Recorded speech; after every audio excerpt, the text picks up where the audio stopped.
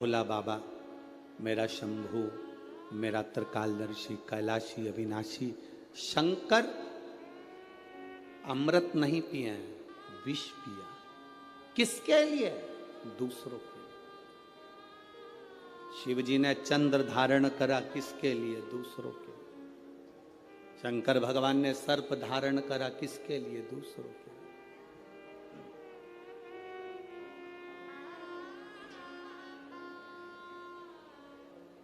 सर्वे भवन्तु सुखी। अपने लिए क्या रखा? क्या रखा? पार्वती जी ने पूछ लिया था भोलेनाथ जी से, बाबा आप सारी दुनिया को देते हो, अपने पास कुछ नहीं रखते हो, क्यों नहीं रखते? शिव जी कहते हैं, पार्वती मुझे रखने की जरूरत नहीं है। मैंने जिसको दिया है, अगर वो उसका सही उपयोग करेगा तो उसका एक अंश मेरे पास आए। अगर उसने सही उपयोग करा तो उसका एक अंश मेरे पास में आएगा, मेरे करीब में पहुंचेगा। अगर वो सही उपयोग कर रहा है तो। आप किस चीज का सही उपयोग कर रहे हो? नयन दिए मेरे धर्म बाबा ने दर्शन करने के लिए।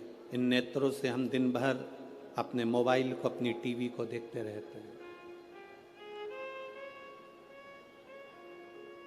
श्रवण दिए भगवान ने कथा को सुनने के लिए, हम इससे कथा श्रवण नहीं कर पाते। मुख दिया मेरे दातार ने भजन करने के लिए, हम भजन नहीं कर पाते। पांव दिए मंदिर तक जाने के लिए, हम जा नहीं पाते। हाथ दिए जनमानस की सेवा के लिए, हम सेवा नहीं कर पाते।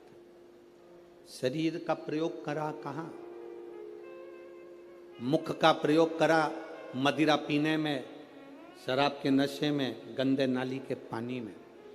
कान का प्रयोग करा निंदा और चुगली और गाली सुनने में। नेत्रों का प्रयोग करा गंदी चीजें देखने में। पांव का प्रयोग करा गंदी जगह जाने में। हाथ का प्रयोग करा गंदी वस्तुओं को छूने में। हमने प्रयोग करा क्या?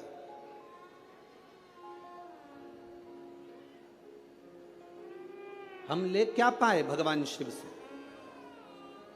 शंकर के मंदिर जाना,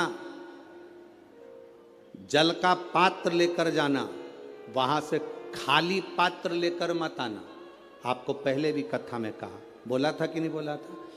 शिव जी पे चढ़े हुए जल को थोड़ा सा झेल कर कलश में डालकर जरूर लेकर आना, उसका आचमन करना, घर में छींटना। शंकर के पास जाना तो कभी खाली वापिस मत आना।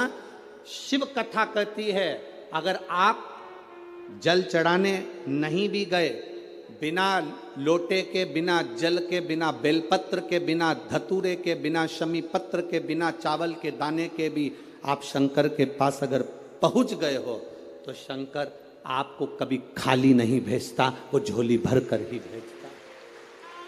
शिव भक्ति होती ही ऐसी है। शंकर भगवान की अविरल भक्ति का फल ही यही है। शंभु शरणे पड़ी मांगू घड़ी रे, दुख काटो दया करी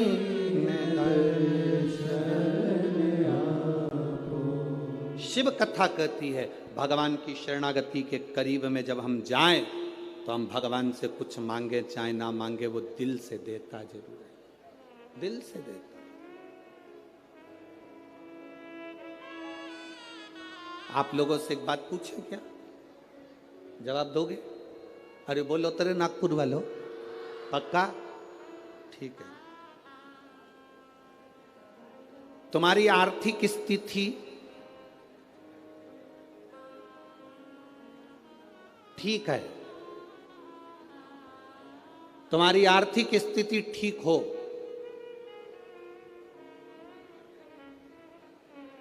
और मानसिक स्थिति ठीक नहीं हो, तो आर्थिक स्थिति का कोई कारण, कोई अच्छा फल होगा क्या? जम के तो बोलो जरा। और अगर तुम्हारी आर्थिक स्थिति ठीक नहीं हो, तुम्हारे पास में धन नहीं हो, ज्यादा गाड़ी बंगला नहीं हो, और तुम्हारी मानसिक स्थिति ठीक हो, तो उसका फल होगा कि नहीं होगा? होगा ना। उसका फल, यही नागपुर की कथा, आज चतुर्थ दिवस की कथा प्रत्येक मानव के जीवन में जानना चाहिए। तुम्हारे घर में धन बढ़े चाहे ना बढ़े, पर तुम्हारा मन और तुम्हारी बुद्धि, चित्त तुम्हारा अच्छा होना चाहिए, तो तुम्हारा धन अपने आप बढ़ जाए। आर्थिक स्थिति ठीक हो और मानसिक स्थिति ठीक नहीं हो, तो धन का क्या करोगे? पैसा क्या खाओगे कि डनलप के गद्दे को छाती पे धर के ले जाओगे? क्या करोगे उस धन का? आर्थिक स्थिति से ज्यादा जरूरी है मानसिक स्थिति ठीक होना। मन ठीक नहीं है, दिमाग ठीक नहीं है, बुद्धि ठीक नहीं है, चित्त ठीक नहीं है, तो करोड़ों का धन अलमारी में भरा रहे तो उसका मतलब क्या? क्या मतलब? सारे देवताओं में, 33 कोटि देवी देवताओं में, सारे देवताओं की आर्थिक स्थिति बिल्कुल ठीक है। करोड़ों का धन है, संपदा है, सुख है, वैभव है।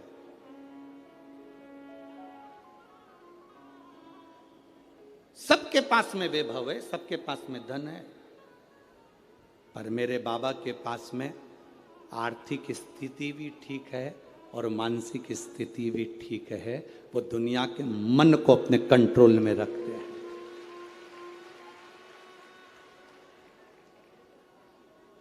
एक बार लक्ष्मी जी ने नारायण से कहा था,